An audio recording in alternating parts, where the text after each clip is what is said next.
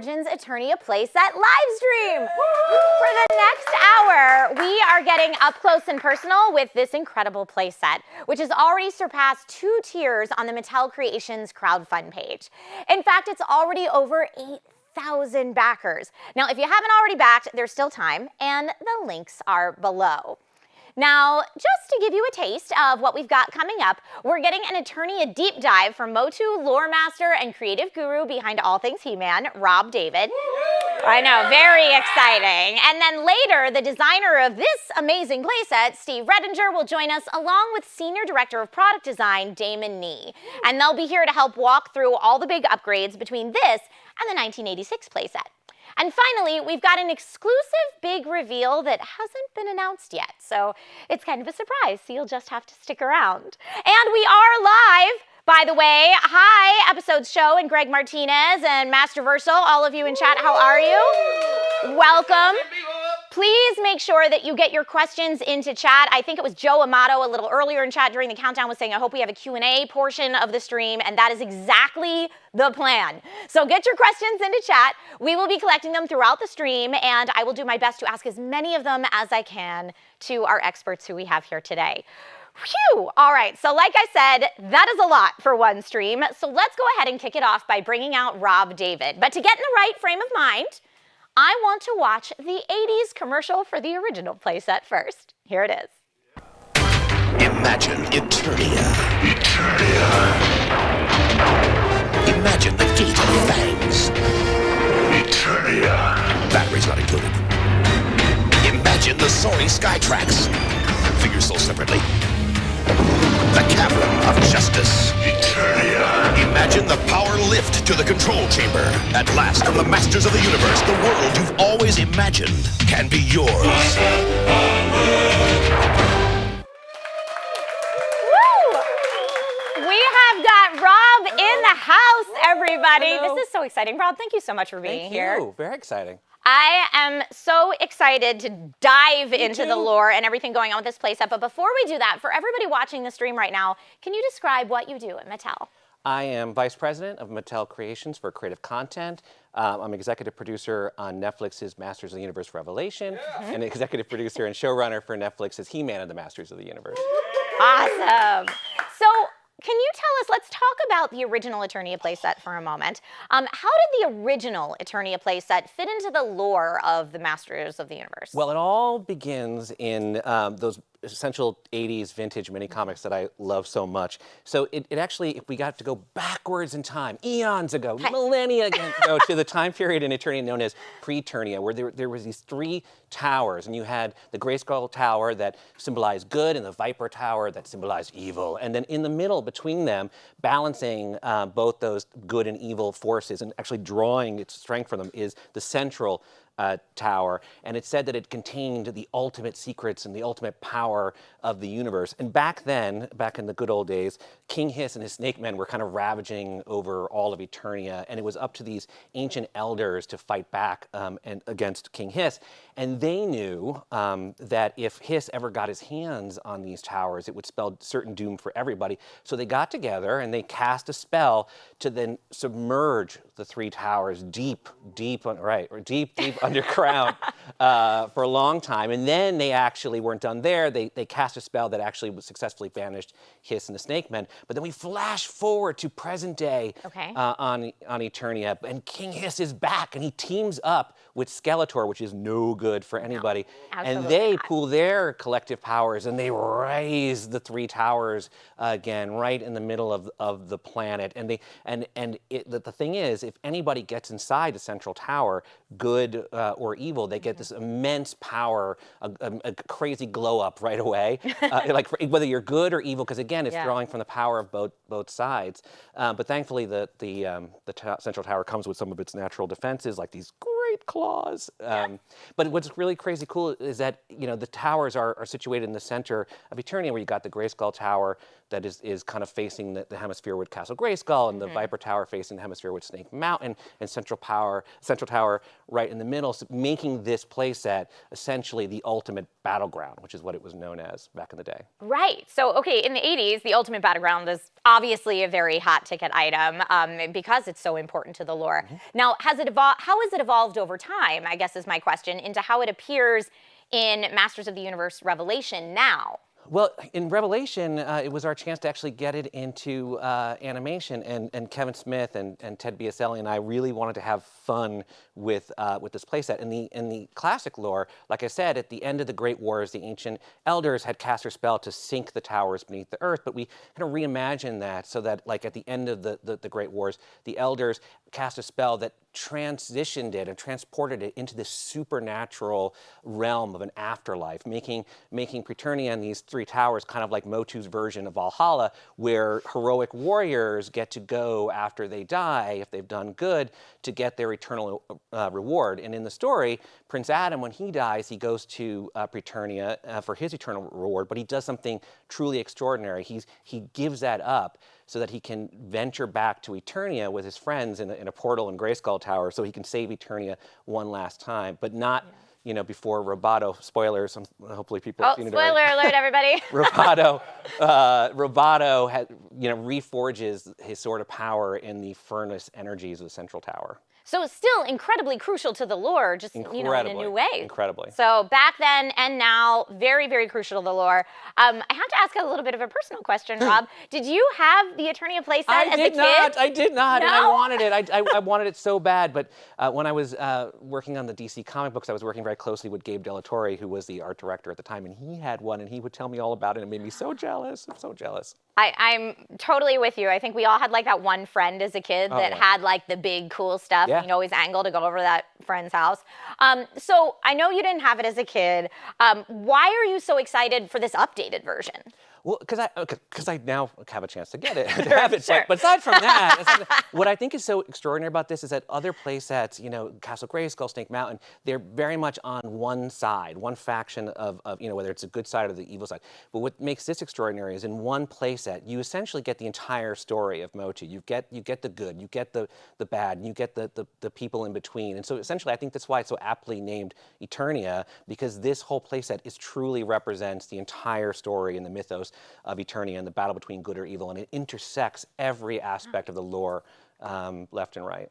And so, you know, whichever type of collectibles you have from Masters of the Universe overall, you know, like you said, because it kind of encompasses everything, you have a place to display everything, and that's really cool.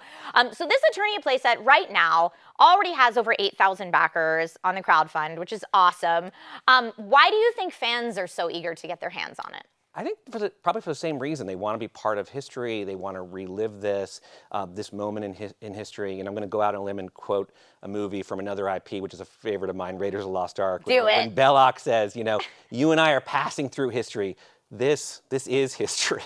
As dorky as that is, I mean, that's how I think everyone feels that way.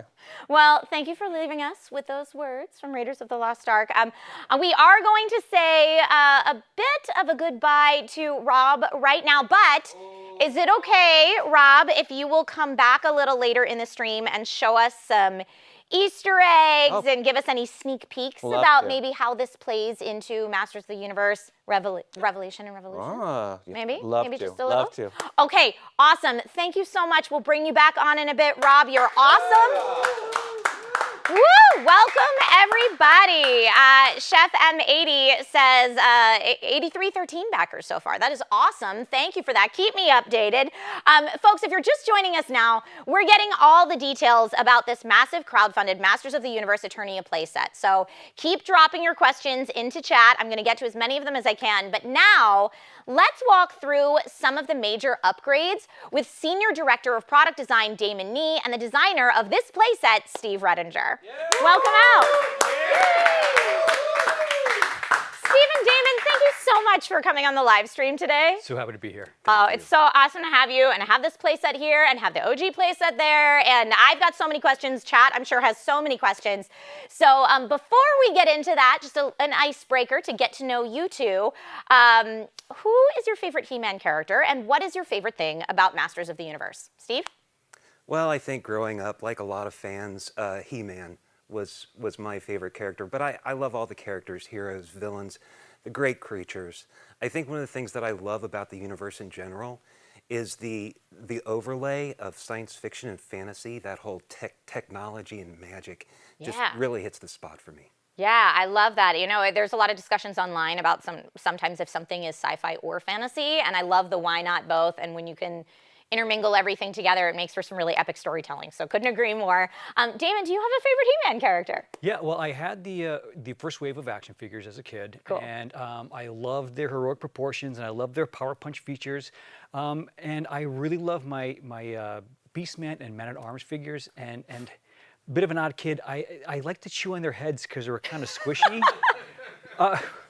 But you know, it was just, I love the figures. I love the lore. I love the action figures. Yeah.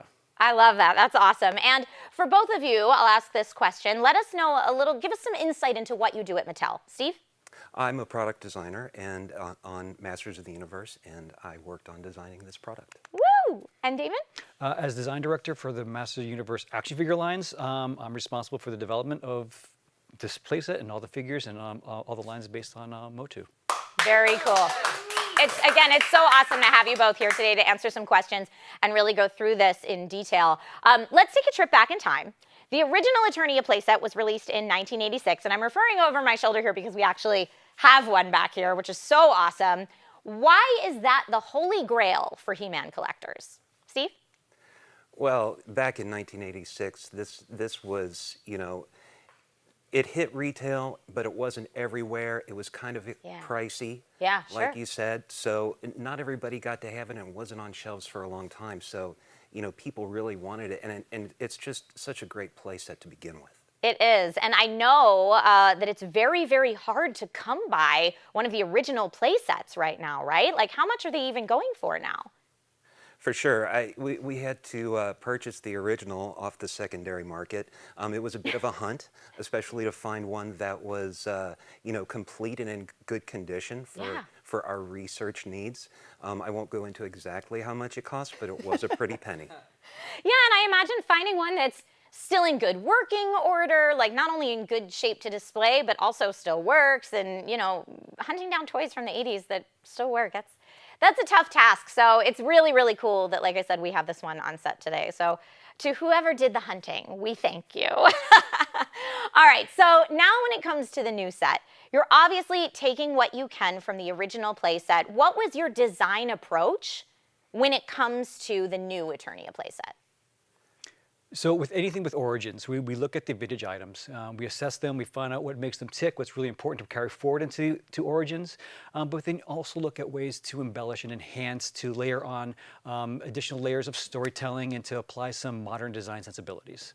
Cool, cool, cool, cool. So when you say modern design sensibilities, you're specifically referring to maybe things we can do detail-wise and stuff like that we just couldn't do in the 80s? Exactly. There's molded techniques that we can apply to the plastics. There are different mechanisms we can look at applying. There's just a more critical eye in some ways about looking about how we want to layer in those little hidden Easter eggs of storytelling. Cool. Awesome. Well, I mean, I can't wait to deep dive into the features right now while we have it here. And I mean, the first thing I noticed, and I'm sorry, I forget who said it in chat, but someone was saying, you know, how am I going to display this? It's so massive. And that's the first thing that catches your eye, right? Like, this is a really epically, awesomely huge playset. So do you have any advice or suggestions for collectors on how to display this? Admittedly, it is a large playset, but it needs to be for all the reasons that Rob went into about how important this is and from a lore perspective. You know, it is about 4 feet wide, about 3 feet tall, and 2 feet deep, and it is a large playset.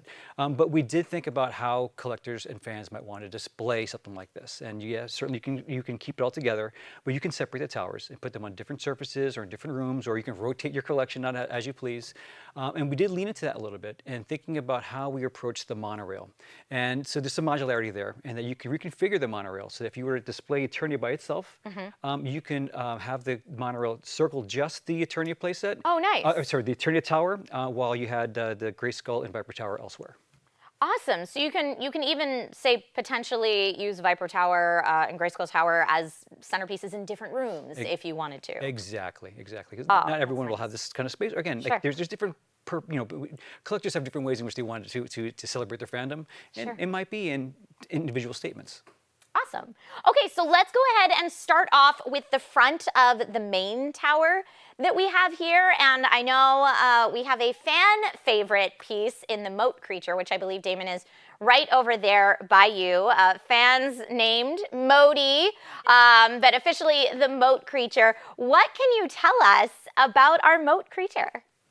Sure, he has 7 points of articulation, moving jaw, fully articulating arms, and as inspiration for Moaty, if you will, he was sculpted in the original Moat in the vintage playset, sort of as a relief at this creature coming out from the bottom of the Moat. And we thought, wow, what a great opportunity to create a creature that we've never done before. Awesome. And this is a backer reward, yes? Absolutely. It's a tier. Yes, awesome. Well, like I said, a lot of us are fans of, what the audience has named and what the fandom has named Moaty. So it's awesome that we have gotten to the point now in the crowdfund that folks will be able to get their hands on the Moat creature. So that is very cool, very exciting. And speaking of the Moat, I saw that Galmorzu in chat had asked, I hope I said your name right, is the Moat itself able to be filled with water or slime for play purposes? Absolutely, go for it. I wouldn't put anything in there that's going to eat away the plastic, but water, slime, that sounds like a blast. That does sound like a blast, yeah. And it could also be very cool if you can keep it in there long term for display. So let's go to the top of the main tower here where we have the gun turret. Right away, you'll notice it does have some upgrades over the original playset gun turret. Can you speak to that a little bit? Yeah, let's bring it down. Oh, I love Take that. a better look at it. But one of the things that Steve did was he looked at how there was some empty canvas here, and he added some great details. Absolutely, we've got gear work and things going on. We keep the way that it moves on this similar to the vintage one. We have this great moving visor here, but on top of that, we get some. Sorry, I was Trisha. gonna say, bring it. It's fun. Yeah. Now we have firing projectiles. Awesome. You gotta love the projectiles. Onward you and can have back. that with anything. That is super cool. And I love the added detail from the original playset. That's nice to see as well. So working projectiles, always a win. Now, speaking of features of this toy that are working, that move, let's go ahead and talk about the lion right up here in front. So we can see some artistic detail differences, but also there's some differences in the movement as well. So please tell us a little bit more about the both inspiration and final choices that you went with for that. Well, I think this was a feature that was always, when you look at the 80s commercial, this is the thing, oh my gosh, the arms move, it looks like it's animating and brings character to the playset itself. But it was really just one movement, and the jaw moved, but it wasn't linked as a mechanism to the arms. We brought those together and also gave a secondary twist in the arms to make it look even more realistic and lifelike. Oh, it definitely does. It's super cool. I mean, the first time I saw it with the arm twist, I was like, it's like a big, terrifying hug. Yeah. Right? Like that's what you get right there. But it's really fun. Yeah, I love that so much. And, not only do we have a new movement here with the arms and some of those new details that you spoke to, but the mechanism to move it, and I'm going to turn this back around just a little bit, is an orb of power. Check that out. That's so cool. How did that decision come to be? Well, this is the kind of thing that our philosophy to upgrade it and bring it into the 21st century with new details and storytelling was something that we wanted to do. And it was just a bare knob lever. So we thought, what can we do to this to make it Eternia and just orb of power? Why not? Why not? If you can add it in. Yeah, that's a nice little extra bit that's been added. So thank you for that. Let's go ahead and talk about some more movement that we have here. Now, Eternia Tower, I should say, has some really great defensive maneuvers in addition to our lion right up here in front. We also have a bit of a moat defense move here. Let's talk about that a little bit. There is a drawbridge over the moat, and you can raise it by moving the gargoyle lever to defend yourself against enemies trying to cross your moat and storm the castle. Yes, so I mean, I would hope that we would be able to use this before Skeletor enters, but you know, should that be the case, would you go with the drawbridge maneuver at this point, or would you go with the lion? I think I'd go with the claws. Definitely the claws. There it is. Done. Sorry. Sorry, Skeletor. It's not today. That's a safer bet. Not your day. All right. I see one of your Instagram followers, 1900 JPV SSL, had asked, is it motorized? You know, I feel like we can answer this question pretty easily, you know, if we're talking about the monorail here, and there it goes. Now, the monorail, yes, it's motorized, yes, it's moving, but there's also secondary attachments that go with it as well. Can you speak a bit to the secondary attachments? Sure. So we have two more attachments. We have the sky cage and we have the jetpack. We took some design liberties here, and one was Steve added a bunch of additional details to the sky cage. There's a little more just life to all the surface areas. But then we're looking at the jetpack, which normally hangs like this with the character hanging from beneath it, was that we looked at it like, hey, that kind of looks like a gun turret. So we adjusted the handle so you could use it as a gun turret. And we changed the attachment so you could connect it to the sky cage. And now these two pieces, if they're not attached to the motor unit, now has a secondary purpose of being added to your defense of the towers. Fire! Awesome. Do you think that we can add King Grayskull to it right now, just for Absolutely. like funsy purposes, since we're here? Here we go, Mr. Grayskull. There you go. Look at that. Perfect. I love it. I love it so much. He looks great there. Speaking of things that look great, there's some differences that I can see in the flags right on the top of the playset, as well as in the steps. Can you speak to those changes? Sure, we've upgraded the flags. Before in the vintage set, they were simple labels. Now we have premium soft goods looking flags. Damon, you want to talk about the... Yeah, so steps for Grayskull Tower, we were looking at the vintage item, and the steps that circled the tower were mostly a little bit more than bas relief, so that you really couldn't position a figure on there. So Steve looked at increasing the rise and the run of each of those steps to give you enough space to place figures on those steps. So now you have additional space for display purposes. Awesome. Yeah, that's great. And for people who are going to be able to display the entire play set, being able to display as many figures as possible on it, that's just an added bonus. So very cool. All right, let's move on to Viper Tower, since I'm here standing next to Viper Tower. I'm going to move this a little bit over this way. And right away, I noticed some new details in the head of the snake here. What new details have been added? We've sharpened the scales, enhanced them to make them more lifelike, more interesting for the creature. Originally in the vintage set, it was more of just a periscope, as you're demonstrating right now, to see out into the far reaches of Eternia. But now if you pull down on it, it has an attack striking feature with an opening jaw, and you can attack the sky cage or other vehicles that are going by. That's awesome and very, very terrifying. I kind of want to, if it's okay. I kind of want to make that go around and just see if I can get it. Get him! We have it here. Why not, right? Yeah. See if I can get it. So for those of you who you can't see what I'm doing here in the back, there's a, come on. Get it. I mean, close enough. I'd like to think this is inflicting some terror. That's your best angle. Got it right there. That's your best angle. But the way that I am controlling this, just so folks can see, I'm going to spin this around a little bit. And Damon, maybe you can demonstrate for me. Right in there is where you can control the periscope, and simply by pulling down is how you make kind of that attack movement in the toy. It's very cool. It is very, very cool. So thank you for demonstrating that. Viper Tower looks absolutely awesome. Before we move on to Grayskull Tower, I do have a question in chat from Travis Hoy. Says, are the flags made of fabric? Steve, I know you were speaking to that a little bit earlier. That is correct. They are made of printed fabric. Awesome, awesome. Okay, so let's Move on to Grayskull Tower. I know you were talking a little bit about the details in the steps here earlier, but right away I noticed that it seems like Grayskull Tower is much bigger than it was in the original playset, yes? Yeah, another evaluation of the vintage item, we felt that the Grayskull Tower was a little bit undersized, so we wanted to increase the scale. Part of it was for displayability, but also for some playability. So Steve baked in some more features into Grayskull Tower. Yes, I love it. The more features, the merrier. So when it comes to those features, can you tell us about that front gate there? So the front gate, you'll have a metal chain that suspends this drawbridge of sorts. And then as the monorail comes around, it releases that gate. Sorry, Kid Grayskull. And drops down to capture a potential intruder.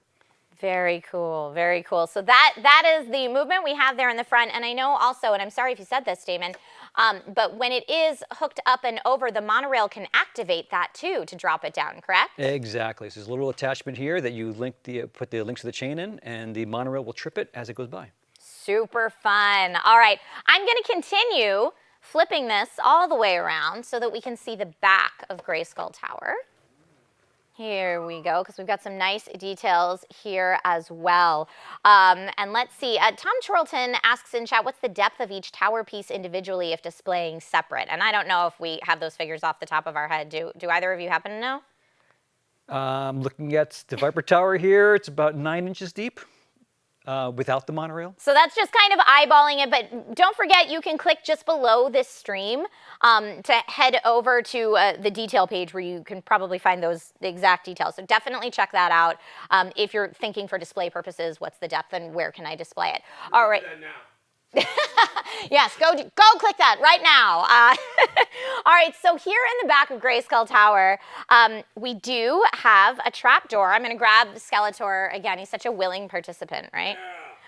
So I'm going to grab Skeletor again right here on the trapdoor, and just by simply taking the piece here and moving it to the side, boom. And here you go, kind of hanging on for dear life right there. But now we're all the way in, so we've got our trapdoor here, and then if you want to reset the trapdoor, or if Skeletor, needs to escape, you have another door here in the front that will allow you to get back in here, reset your trap door, etc. Now, is this more similar to or a little bit of a different interpretation of how it was in the original playset?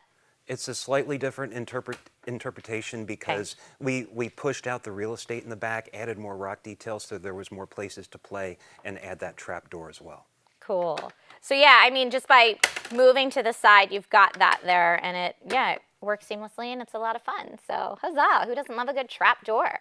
All right, now taking a look at this playset from this side on the back, on the main tower, I see quite an involved weapons room there. Can you talk to us a little bit about how that came into play and the differences between the original and the new modern playset? Well, the weapons room is always a popular place to be and hang out.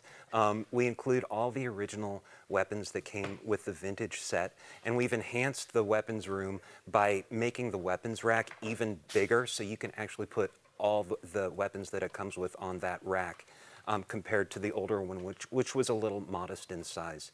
I think the big thing that you can see Trish is manipulating right now is the Horde Trooper armor.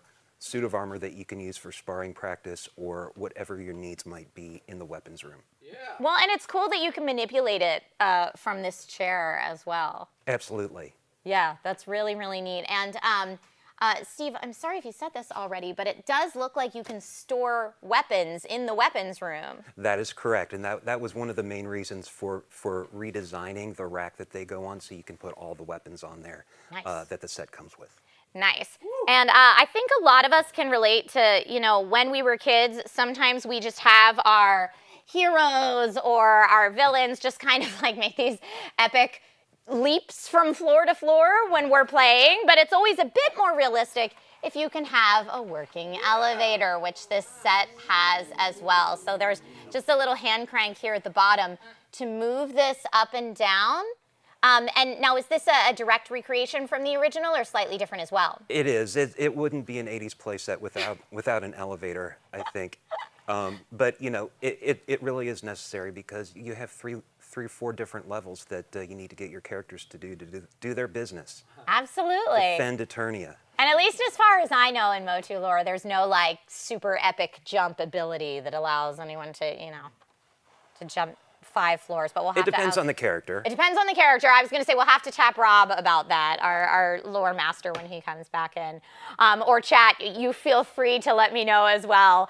But yes, this is absolutely incredible. Damon, fans like Emerald Knight photos want to know whether this will be in scale with Masterverse figures. So, I mean, this set works well with various scales of figures, yes? Yes, so it is designed as part of the Origins line of figures, which are about 5.5 inches tall. But as you have He-Man there from Masterverse. Bring him around bring to her you. to me. Come here, He-Man. Come on, here we go. You can see that He-Man from Masterverse, who is a larger scale, still works really, really well within this space. So you can have He-Man and the Masterverse line interact with the Eternia playset for sure. Awesome. Very, very cool. Can we just show these two right next to each other to see the difference in scale? He's yoked. I mean, to be fair, both of them are, you know, very, very fit gentlemen, to say the least. But yes, it's nice to be able to work with both scales. That's very cool. And so before we talk about some crowdfunding specifics, I see Mega Menfo in chat says, is Moaty good or bad? And I don't know that that's an official question we can answer, is it? I consider Moaty as a character that's inhabiting this space, but is neither good nor evil. I see. I see. All right. All right. I love that. Alignment unknown is what we'll say. Here, hand me Moaty right now. I'll put him kind of back in right here. He'll take his position where he rightfully belongs. I mean, in the Moaty discussion online, I think it's, you know, while the Moat creature, you know, might be originally intended as a menacing figure, I think a lot of people find our Moat creature very endearing. So that's awesome. Here, I'm gonna move it so you can get a good look at that cute face. All right, there we are. Sorry, that's my own personal opinions coming into this. But let's talk about the crowdfunding tiers for just a moment. Where are we at now? Sure. Well, we met 5,000 backers, so the item is funded. We did that in under a week, which has been amazing. Yeah. We did hit the 8,000 threshold, which unlocked Moaty. Yes, love it. And we're closing in on 10,000, which will unlock Keclar. Ooh, yeah, so we've got all 3 of them here. Absolutely love it. I have so many questions about Keclar. This is Keclar right here, folks, if you have not seen Keclar. But that's what we're shooting for with 10,000 units, you said? Exactly. 10,000 units, and we will get to see Keclar, which is awesome. Now, why should fans jump on getting this playset now? Why is now the time? Now's the time. It's available. Well, it's finally here. It is funded, so it is available. If you support it, you will get one.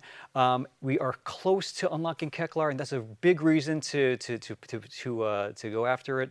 I also think about it in this way, in that much like the vintage item, this is going to be offered in limited quantities. Right. But these quantities are based on the number of supporters. So support it, and you'll get one. It's the best way to, and most surefire way to get one. Yes, that is it. Awesome. Woo! All right, at this point, I'd like to bring Rob back out here. Come on out, Rob. I bring a gift, the tape measure of power, in case we need it for any questions and For answers. any spec questions. I'll hand that over to He-Man's Damon. very own tape measure. Damon, if you want to measure that depth for us, while Rob, I need to pick your brain a little bit about Keclar, please. We know that Keclar is leader of the Elders, but I feel like you have to go really deep in the lore to know a lot about Keclar, so you're the person to ask. Well, Keclar, yeah, he is kind of a deep cut, but I mean, he made his appearance in, I think, a UK Twins of Power magazine. We should all be so lucky to get our 15 minutes in a UK Twins of Power magazine. So let's hear it for Keclar. So Keclar is the leader of the ancient elders, and he's the most powerful wizard of them all, and he led the ancient elders in their heroic battle against King Hiss and the Snake Men.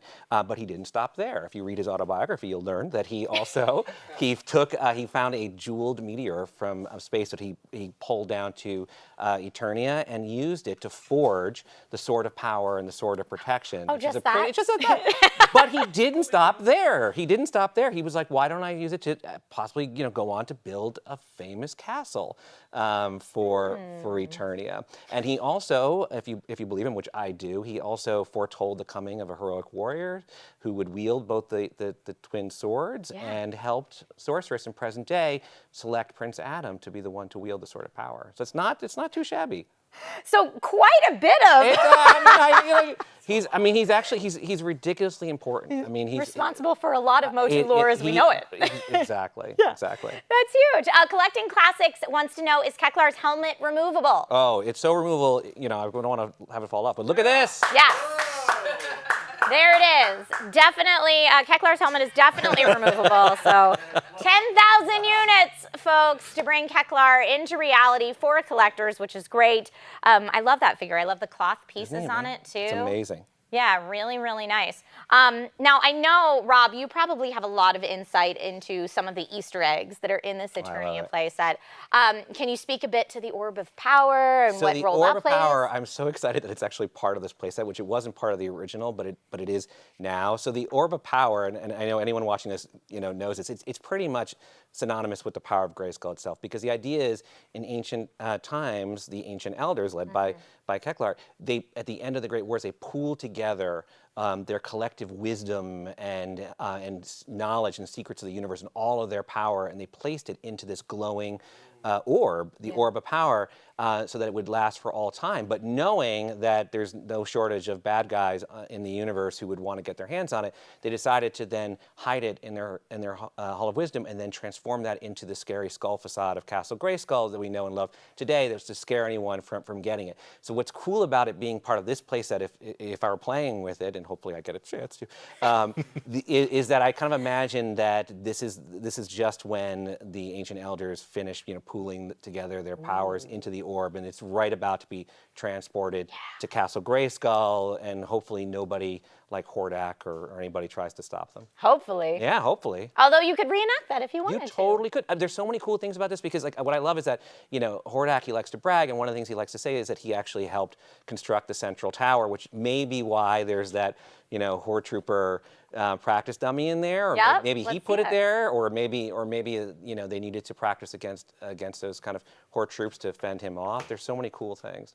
Yeah, there's a lot of different ways you could interpret that, huh? Yeah, completely. And then the guy. I mean, I'm going to geek out here, but I think I'm among my people. But like the gun on the top, I just remembering when Skeletor shot at He-Man when he was first making his way to the Central Tower until Snoutspout saved him. I mean, there's so many insanely cool things to relive and new adventures to tell. There are. Yeah, there are. There's so many fun things. I see Future Dynamo says, can we see Masterverse He-Man in other areas of the playset? We absolutely can. Where's He-Man? He's right here. Okay, you want to show us He-Man on that side? And then I know I've been playing with, off camera, He-Man in the trapdoor and stuff like that as well. So there you go. He might have to duck a little. Oh, you want to put him inside? To get in there. But yeah, I mean, just kind of to see how the Masterverse scale interacts with the rest of the playset. So that's actually kind of perfect height for the periscope, right? Yeah. Yeah. Yeah, that's great. And then here, if you'll hand him over this way. And, I don't know what kind of storylines you're living out over here, but just to kind of show, works with trapdoor mostly as well, if you need it to. He's holding on. He's holding on. There you go. But, I mean, will fit in and can come out this way as well. And here just to kind of see it next to, so you can see the scale there. That's what the scale looks like. So thank you, Future Dynamo, for that question. Very, very cool. So yeah, I mean, chat, keep asking those questions. I'll try to go through as many of them as we can while we still have time. And while I have time with Rob, I want to ask, because I have to, and you don't have to answer it if you can't, but what secrets can you spill about Masters of the Universe Revolution? Well, I can tell you, if you remember from revelation with the three towers that Evelyn, when she got all the powers of Grayskull in the universe and became Godlin, to basically show the heroes that there was no hope for them. She destroyed Preternia. She destroyed the three towers. She destroyed heaven, so to speak. But I can tell you, I can tease and reveal just a little bit. So in Revolution, you're not done seeing the three towers. You're not done learning about Preternia, and the secrets will be revealed about its origin and its cosmic significance and balancing all the different powers, good and evil, and everything in between in the universe. So it's very exciting. So I can't say any more. Okay. Otherwise, I'll be silenced. Well, thank you for that. No. Thank you for sharing what And you could. That's a Please fun tease. play with this while you're watching. Yeah, right. For sure. While you're watching Revolution, that would be awesome. All right, let me go ahead and I'll set our Masterverse He-Man right over here. Yes, the toys of a time gone by, definitely a little bit bigger than the original. And we have been teasing all stream long that there would be a fun announcement at some point during the stream. And I think now is a great time to do that fun announcement. Damon? What's the big announcement? Some big news. We have made the decision that if we do meet that 10,000 backer threshold, that we will also include King Grayskull with every purchase. That's awesome. Damon, can you hold up King Grayskull there and just kind of go over Absolutely. some of King Grayskull's features, because I love the attention to detail. He's a beautiful figure. We love the soft goods cape and fur details on the shoulders. Just beautifully detailed figure. Yeah, absolutely. I love all those details in it. I see chats. Boom. Yes. Awesome. Yes, all of the celebration. And I see a couple people asking this. Artificial Joe, Mr. Transomatic are asking if the figures will be carded or not. They will be. So we'll be looking at collectible cards that allow you to take the figures in and out without damaging the cards. So it's more of a collectible approach. Awesome. Nice. Awesome, awesome, awesome. Yay, Geek Dad Life says, boom, that's great. Yes, it is. It is. All right, so I'm trying to just make sure we've scanned for all of our questions in chat.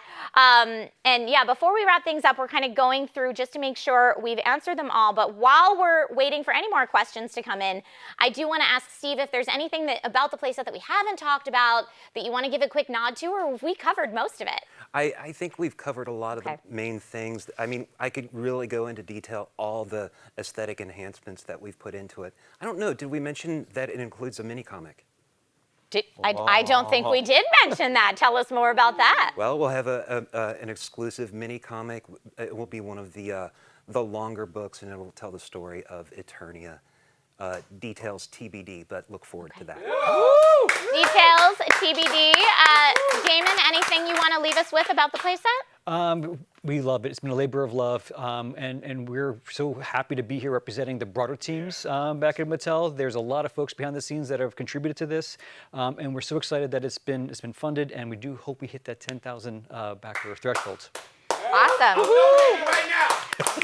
Love it. And Rob, do you have any last kind of Easter eggs or any nods you want to give?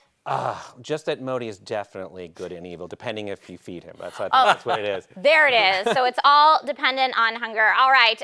Let's see. I've got some Q&A questions from chat now. It looks like Avalon Zone says, are all the original weapons of the vintage playset to be included? Yes, we will have all the original weapons and accessories that came with it, with the exception of the original weapons rack, which we have upgraded to be the larger one. Okay, very cool. Xander asks, why crowdfund this? Why not just sell it in the store? The challenge is, in all honesty, is the size of it. Not many retail shelves can accommodate a box this large. Great. So it makes the most sense to offer it as a direct-to-consumer opportunity. Okay.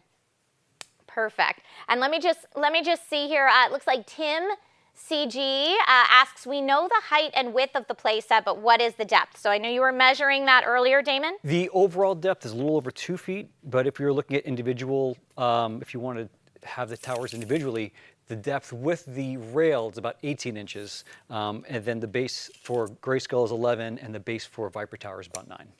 Okay, awesome. Thank you. I know Benjamin Cole, I believe, was building a platform for it, so he wanted to know those exact measurements. So yeah, 2.5 feet depth is the word on the street. Kenner Vader says, will it come with its unique comic book like the vintage version did? And yes, we did speak to that mini comic. That's awesome. Do we have any other information about that, or have you given us what we can know at this point in time, Steve? Correct. Correct. Okay, perfect. Just that exciting news. I mean, it's very exciting. Yeah, I love the way you said that. Let's move it around. Let me see here, just so that we can take a look at that armory again. It looks like some people want to see that a little bit more up close and personal, so I want to make sure I move that around for you. Johnny asks, will King Grayskull come with a card back and reusable plastic cover? Exactly. That's the collectible blister card that we're referring to. Okay, perfect. I Am Koash says, are the tracks reinforced so they don't damage like maybe some experienced with the vintage playset?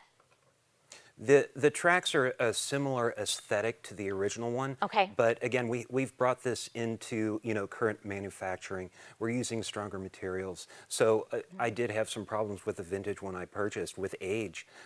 They were very brittle sometimes, but this will be so much more strengthened. Cool. Stronger for use. Awesome. Lewis asks, will more Elders figures be produced in the future? Oh, please. I think there's potential. There's potential, but it starts with Keclar. We need to have Keclar out there, and then with him leading the way, there's potential for the remaining Elders. Awesome. Sean of the Thread says, if this does well, what's new for the Origins line? Damon? There's more of the vintage line that we've yet to bring forth into Origins, so we're always looking for those other items there. I think what Eternia has proven is that a crowdfunded format works well for MOTU. The fans are engaged and they're excited, so there's potential for other crowdfunding items for MOTU as well. Awesome. Woo. Awesome.